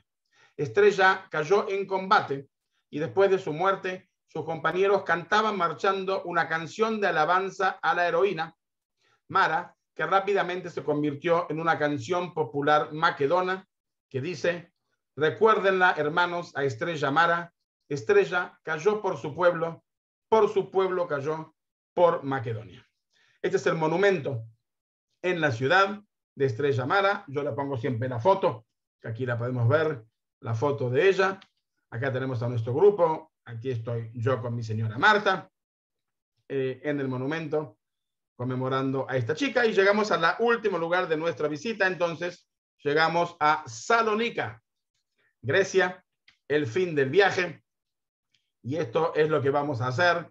Primero vamos a ver las mansiones de los prominentes de Salónica, la Villa Modiano, la Villa Alatini, el colegio Matanot Levionim, la sede de Maccabi Salónica, el cementerio judío, el museo judío de Salónica, la sinagoga Yad Zikaron, el mercado Modiano y la sinagoga Monestir, el monumento a los mártires judíos de Salónica, el gueto Baron Hirsch y la estación de tren, y después la parte turística. Entonces, primero de todo, hay que mencionarlo, Saloniki, la metrópolis judía de los judíos sefaradim. Los judíos expulsados de España, que llegaron a Salónica en el siglo XV, conservaron las llaves oxidadas que sus antepasados llevaron de Sefarad. Las pasaron de padre a hijos. Llaves que ya nadie sabía de dónde eran, qué significaban o para qué servían, pero se conservaron. Aquí tenemos al símbolo de la ciudad, la Torre Blanca. Este es el símbolo de la ciudad de Salónica. Este es otro símbolo, por supuesto, el monumento de, se fue el nombre, ¿no? Se fue el nombre. De Carlo Magno, ¿ok? Aquí estoy yo en los dos monumentos, ¿ok? La entrada de los nazis en la Torre Blanca, los nazis, la presencia nazi en Salónica, la presencia de los nazis en Grecia en términos generales y en las islas. Y aquí tenemos a las primeras villas que ya estoy mencionando. 2 segunditos, que lo paso para aquí. Esta es la Villa Alatini, un potente judío muy rico que tenía una fábrica. Aquí estamos viendo la fábrica. Miren ustedes la potencia, ¿sí?, de la industria de Salónica y de la familia Alatini, una familia muy poderosa en la ciudad. Esta es la Villa Fernández o la Casa Blanca, a la izquierda original, así es una fotografía mía. La Villa de Mordoj, hoy es el Museo de Arte de la ciudad. La Villa de Jacobo Modiano, gente muy prominente y muy rica de la ciudad. El colegio Matanot Levionim, que también es la sede de Maccabi Salónica, cuando también Maccabi, además de ser un club deportivo, tenía también un movimiento juvenil que ustedes están viendo en las fotos. El museo judío de Salónica, que es impresionante, verdaderamente es impresionante. Y aquí también la última que voy a mencionar, Sara Yoshua Fortis, o la capitana Sarika de Salónica, Grecia. A los 18 años era conocida como la capitana del pelotón de mujeres del 7º regimiento partisano bajo el nombre de capitana Sarika. Y sobre ella se dice: es una chica baja y fornida con el pelo oscuro y los ojos azules. Corre como un hombre y puede disparar una nuez a un árbol a 200 yardas. Si ella está llamando a marchar, sus órdenes suenan fuertes y claras. Con un golpe con su brazo va cantando por el camino en las montañas y lo hace vibrante y con orgullo, la capitana Sarika, partisana judía griega de Salónica. Vemos a la prensa judía, prensa en ladino, por supuesto, el hospital judío, el orfanato judío, el cementerio judío, antes del famoso incendio. Así se ve hoy en día lo que quedó, y lo que quiero mencionar es que sobre el cementerio los judíos fueron obligados a venderlos, y hoy en día está la universidad en lo que fue el cementerio judío. Este es el territorio, y hoy en día está la universidad. Y aquí está el monumento con una lápida simbólica, con una menorá hundida, con un Maguen David, como ustedes pueden ver, y quizá dentro del cinismo alemán, que a veces no lo vamos a terminar de comprender nunca, con las lápidas del cementerio, ellos hicieron una piscina de natación. Aquí está el ejército inglés en la liberación con las lápidas de lo que fue, ahí está la piscina, que estaba empedrado, la piscina de natación. Aquí tenemos a nuestro grupo en el cementerio, y hacemos un acto de repudio por lo que estamos mencionando. La sinagoga Yad Zikaron, que dentro hay una pared con el nombre de las 43 sinagogas que habían en Salónica. El mercado Modiano, que quizás no comprendamos la importancia, pero quiero explicar en un segundo, fue el primer centro comercial en el mundo de la familia Modiano, un judío muy rico en Salónica. Hoy en día sigue siendo un mercado de frutas, verduras y pescados, pero fue el primer centro comercial en el mundo. El centro Modiano. La sinagoga Monastir, increíble edificio, el interior de la sinagoga, el sábado negro, el 11 de julio de 1942, cuando los judíos fueron humillados en Salónica, aquí lo estamos viendo. Y aquí está el monumento de los judíos de Salónica, que es muy parecido, como mencioné antes, al de Belgrado. La misma persona fue quien la hizo. Fue la misma persona quien la hizo. Aquí tenemos a nuestro grupo de Graciela Ginich en el monumento, y nos queda el gueto, el monumento en el gueto, el acto que hicimos de conmemoración en la estación de tren del gueto Baron Hirsch, y esta señora que estamos viendo, que la mencioné antes en Trieste, cuando fuimos a buscar la lápida de su familiar. Aquí encuentra su casa. En este edificio vivió su abuela. Si no me equivoco, creo que no me equivoco, aquí fue el edificio donde vivió su abuela en Saloniki, y verdaderamente quizás esto sea parte de lo más importante que tenemos en un viaje, cuando una persona puede encontrar y volver a sus raíces, no solamente a la huella que quedó, sino a la raíz profunda de donde vivió esta familia. Y el viaje va a terminar con un paseo en barco por la bahía de Salónica. Ahí estamos viendo la Torre Blanca, y estamos viendo a toda la ciudad, el paseo en barco, la bahía de Salónica y la Torre Blanca. Verdaderamente muy bonita y muy hermosa la ciudad. Y aquí tenemos a Isaías Goldman de Córdoba y a mi señora Marta en este paseo, que con esto terminaba nuestro viaje. En realidad, después de esto, la noche, después de la cena, teníamos una clase de música griega y aprendimos a bailar todos Sorba el griego. Y con esto terminaba nuestra reunión en Salónica. Bueno, ahora con esto terminamos. Estamos a tiempo del partido. No, perdón. No acepto que termine el PowerPoint sin tu imagen con los anteojos. Ícono de Mario. Mario, te voy a mostrar para que veas del otro lado las caras de los que están presentes en este momento. Entre la emoción, los aplausos, la alegría, imagino que también ganas de saber un poquito más. Así que vos quedate tranquilo, que el partido no importa. Acá no se movió nadie, se sigue sumando gente, no solamente en el Zoom, sino que también en el Facebook. Me preguntan en Facebook, ¿cómo se llama esta persona que está haciendo esta exposición magnífica? Mario Sinai. Vamos a ponerle nombre y apellido, Mario Sinai, en Israel, en este momento casi a las 2 de la mañana. Es un lujo, un privilegio que tenemos desde Comunidades Plus. Mario, no solamente nos haces viajar, nos haces recorrer, honrar y también mantener viva a la memoria. Un ejercicio permanente que cuesta hacer de forma virtual y vos lo haces tan ameno, tan lindo, por así decir, de poder vivir. Tengo una pregunta para hacerte que también es un poco recurrente en la gente, y la pregunta es si la historia que se vivió en estos países, sobre todo en la Segunda Guerra Mundial, es algo aceptado o es algo negado en la sociedad en general. En términos generales, prácticamente no se habla del tema y no les gusta hablar del tema. Recordemos que fueron colaboracionistas de los nazis, fueron parte del eje, entonces no les gusta recordar y no les gusta que les recuerden, y mucho menos les gusta que les recuerden el tema judío. ¿Ok? Justamente en los encuentros que tenemos, porque en cada país tenemos siempre un encuentro o con un rabino o con un líder comunitario, hablamos de estos temas. Y esa es la respuesta genérica que nos dan, de que no se habla del tema, no está escondido, pero no están orgullosos de su historia y no les gusta compartir, no les gusta que les pregunten, y menos el tema judío. Bien, entonces la segunda pregunta, creo que va también en esa sintonía que nos hacen llegar, es si a tu juicio los museos y los otros hitos judíos a todo lo largo de lo que es la Europa oriental son más bien esfuerzos judíos, esfuerzos locales, o una mezcla esencialmente para atraer turistas judíos sin mucho, la palabra sentir, entre comillas, de la población local. Son en todos los casos son judíos. En muy pocos casos hay ayuda gubernamental.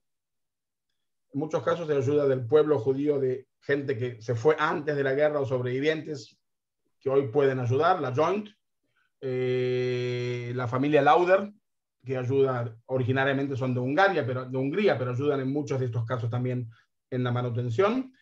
Están destinados también para el público judío y también para el público local, pero yo te puedo decir con certeza que yo siempre, antes de estos viajes, siempre hago la primera vez un viaje previo para conocer. Y siempre cuando visité los viajes previos, fuera del Museo de Salónica, que es distinto en este caso, no hay nadie.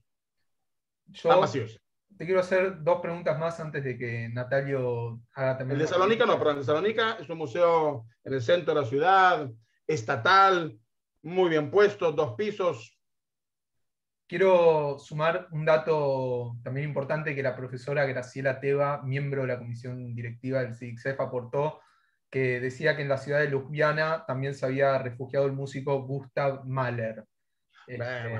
Bueno, yo no mencioné toda la gente que originaria de cada país, porque entonces hacía una charla de 5 horas, pero 100%, sí, es verdad, Gustav Mahler estuvo en Ljubljana, ¿cierto? Yo te quiero preguntar, saliendo un poquitito de la rutina del viaje, ¿qué sentís vos, Mario, cuando estás en esos lugares? ¿Qué te pasa? ¿Qué recorre tu cuerpo? ¿Qué sensación? Mira, yo te lo voy a contestar de otra manera. Yo tengo acumulado ya hace mucho tiempo pasé los 200 viajes, la mayoría a Polonia, a los Balcanes específicamente. Hicimos 2 viajes, en 2016 uno y en 2019 un segundo. Estaba planificado para este año, la pandemia no lo permitió, pero ya volverá más adelante.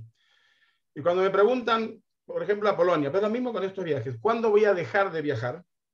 Mi respuesta es la primera vez que no me emocione. Y yo me emociono en todos los viajes, porque si bien el viaje es el mismo, pero cambia la gente y cambian las historias. Y cuando llegamos con la familia Friedman a la lápida de su abuelo y después a su casa en Salónica de su abuela, de lo paterno y materno, a mí me llena, a mí y al grupo nos llena. Es casi, no puedo explicar lo que sentimos cuando decimos un Kaddish por el abuelo de otra persona que no somos nosotros, pero ese sentimiento de estar cumpliendo una mitzvah, una verdaderamente mitzvah. Y eso es como un ejemplo. Y todo el tiempo cambia gente. Y uno es de acá, y uno es de allá, y uno trae una historia, y otro de otro, y a mí tremendamente me emociona todos y cada uno de estos viajes y todos y cada uno de estos. Cuando hablamos con los líderes comunitarios y cuando hablamos con los rabinos cuando tenemos una cena sabática en Jabal, y cuando nos encontramos con los movimientos juveniles, y cuando tenemos todas estas actividades, yo lo voy a decir con certeza, yo en Israel no piso una sinagoga, no tengo necesidad. Cuando estoy afuera me encanta, viste que en todos los lugares te mostré la sinagoga, me encanta ir a la sinagoga y ver la sinagoga y encontrarme con la sinagoga. Siento una necesidad y me encanta hacerlo. Y emociona a la gente cuando vos ves en la mitad de la ciudad un edificio de 3 pisos sinagoga y entendés que hubo muchos más que fueron destruidos. O cuando estás en Sagri y te encontrás que no quedó sinagoga, quedó una placa en la pared, lo que es un estacionamiento de un hotel hoy en día. Son cosas que emocionan. Cuando te encontrás con mujeres partisanas, cuando te encontrás con Justo de las Naciones, cuando te encontrás con toda esta historia, verdaderamente es cautivadora. Personalmente, es la misión de mi vida. Natalio, yo me quedé Sí, sin Mario, bueno, agradecerte desde ya todo el esfuerzo enorme, gigantesco que has hecho por este paseo por tanta cantidad de países tan heterogéneos, donde se ha mezclado el imperio austrohúngaro y Turquía y las culturas propias y la invasión alemana, que es tremendo el mosaico que has mostrado. Pero quería hacerte 2 preguntas chicas y una reflexión un poquito más importante. Primero, Sí. cuando viajas, Mario, a estos países o viaja la gente, ¿cómo se arreglan con el idioma? ¿Con qué idioma hablan en estos países? Okay. Nosotros siempre tenemos un pilot local, una persona que nos acompaña, que es el encargado de la logística, digamos, en mi mano derecha, y esa es la persona que tiene la responsabilidad de hablar con el chofer y de llevarnos al lugar. Una vez que llegamos al lugar, siempre nos acompaña un guía local. Yo guío la parte judía y el guía local guía la parte no judía. Estos guías normalmente exigimos que hablen por lo menos inglés. Si es español, mejor, que hablen por lo menos inglés, con el cual podemos comunicarlos y traducirlo. Entonces tenemos un pilot que nos hace la logística y que es el encargado de hablar con el chofer y de llevarnos de lugar a lugar. O sea, yo no sé cómo llegar a Ljubljana, al lugar donde yo empiezo la visita. Ella me tiene que llevar ahí. Una vez que estoy ahí, yo ya sé qué es lo que yo tengo que hacer. Y tenemos el pilot local, que la división está muy clara siempre. Yo hago la parte judía y el pilot local hace la parte no judía, la parte turística, por decirlo así. Entonces, no tenemos problema de idioma. Y por otro lado, hoy en toda Europa Oriental se habla inglés, la juventud habla inglés. Entonces, siempre hay alguien que va a poder encontrarte. Y aquí y allá, en alguno que otro lugar, aparece alguno que habla yiddish o ladino. Mario, ahora 2 preguntas históricas, una muy corta si se puede. Turquía fue un país neutral en la Segunda Guerra Mundial. Turquía, como vos lo dijiste, dio origen a los Balcanes, limita con gran parte de los Balcanes. ¿Hubo ingreso de judíos que se escaparon de estos países a Turquía? ¿Turquía tuvo una política receptiva hacia los judíos?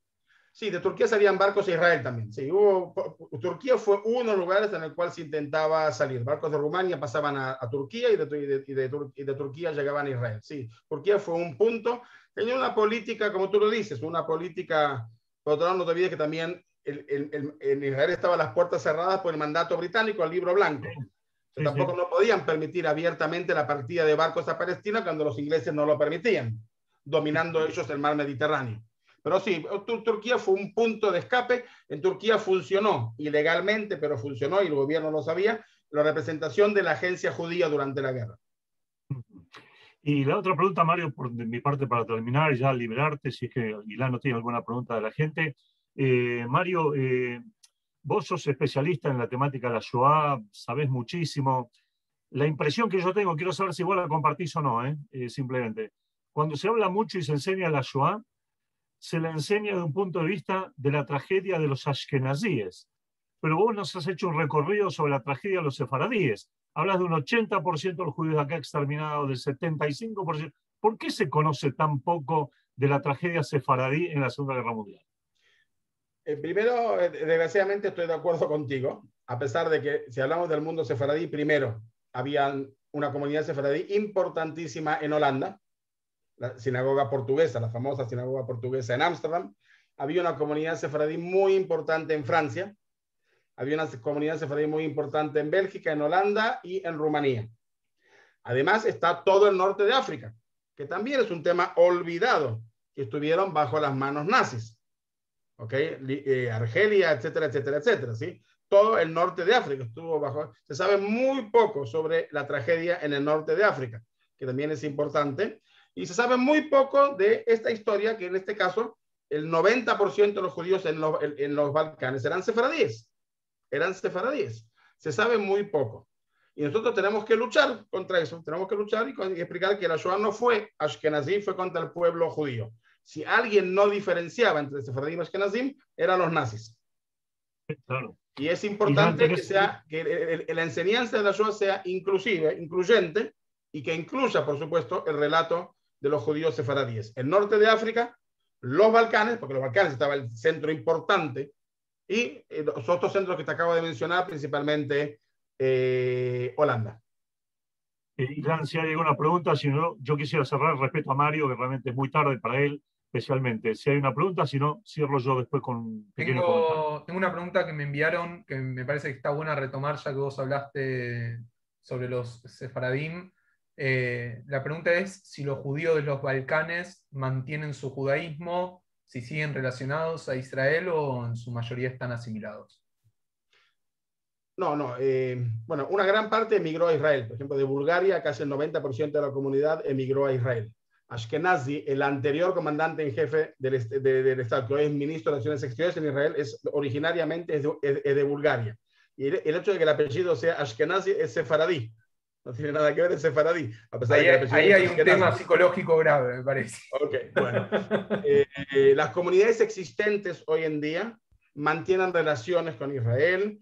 Muchas se consideran a sí mismas sionistas. Hay una educación judía en todos los países. Hay colegios judíos grandes o chiquitos, depende del tamaño de la comunidad, ¿sí?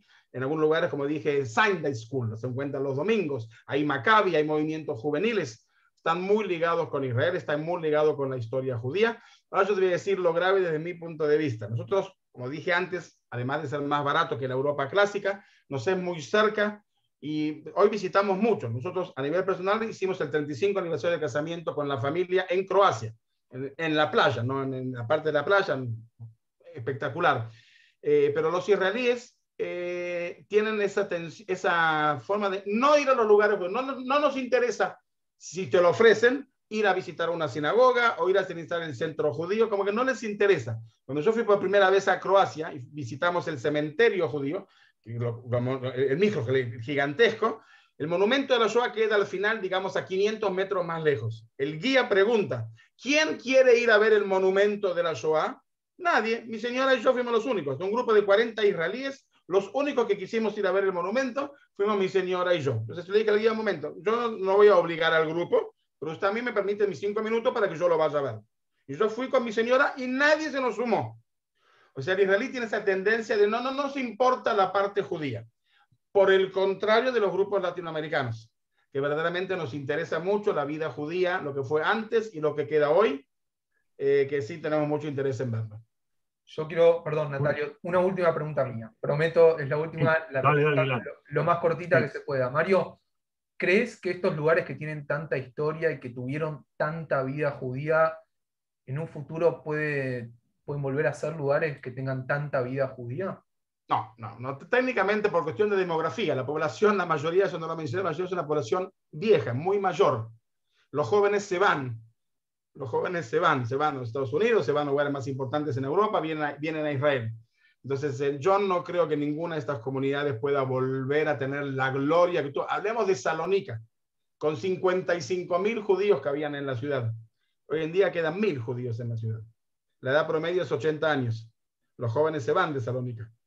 Entonces, yo no creo que ninguno de estos lugares vaya a volver a tener nuevamente la gloria de lo que fue en su momento. Y una única observación que quiero hacer.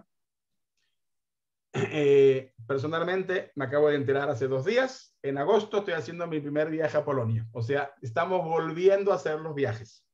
En relación a Latinoamérica, tenemos 2 problemas todavía no resueltos. Primero, ¿qué pasa con la vacuna rusa? Que la mayoría de la población argentina está vacunada con la vacuna rusa, que en estos momentos no permite el protocolo entrar en Europa, pero esto probablemente cambie. Y segundo, si van a poder entrar sin cuarentena, porque nadie va a hacer un viaje de 15 días a Europa para estar 10 días en cuarentena. Estos 2 problemas tienen que solucionarse antes de que podamos proponer continuar y volver con estos viajes. pero estamos más cerca. Y yo me atrevo a decir que hasta fin de año volveremos probablemente con los viajes. Es muy probable que septiembre, octubre, noviembre podamos volver ya a proponer estos viajes. Depende, repito, con estas dos condiciones, de que autoricen la entrada con la vacuna rusa y de que no haya cuarentena, que de momento las dos cosas no están claras. Ilan, déjame cerrar con dos cositas, por la hora es muy tarde. Primero que, bueno, desde ya agradecer a Mario es poco, muchas veces lo he dicho, la calidad, la profundidad, el conocimiento, la forma de expresarse es maravillosa bajo otro punto de vista. Segundo, si bien no se puede disfrutar el paseo con Mario, sí se puede leer las obras de Mario. Este es el último libro, el último, entre comillas, pues ya Mario está preparando otro, Vivir con esperanza, morir con dignidad. ¿Dónde se consigue en Argentina, en América Latina, Mario, para que la gente lo pueda ver? Bueno, primero está en Amazon, se puede conseguir en Amazon, y tengo en Argentina algo así como 20 copias a la venta. Si alguien necesita, pon mi mail y con mucho gusto yo les digo a dónde recurrir. Sí, lo tengo en la casa de una amiga, para los que no necesiten. Perdón, Mario, ¿querés decir tu mail para la gente, por si alguno no lo tiene? Mario, M-A-R-I-O, _, Sinay, S-I-N-A-Y, arroba, se lo llaman arroba, ¿no es cierto? Sí, sí. El arroba, Walla, www.alla.co.il. Repito, Mario, _ Sinay con Y al final, arroba, walla.co.il. Bien, y decirle a la gente que nuestro próximo encuentro va a ser ya el 8 de julio, ya está programado.